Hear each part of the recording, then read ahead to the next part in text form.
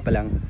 Kahit maliit lang po ito, tinatawag nila itong portable or mini rice mill. Pero yung durability, nako, ang tibay.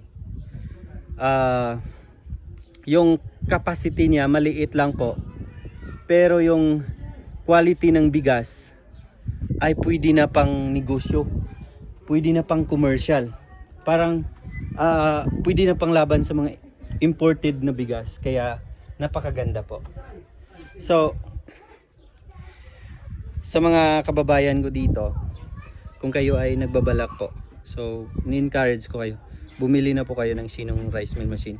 Nagde-deliver po kami kahit saan sa Pilipinas, Mapaluzon, Visayas at Mindanao. Libre na po ang installation. Meron nga lang delivery fee. So ayan na nga guys. So kung kayo ay nagbabalak, ayan, papakita ko sa inyo.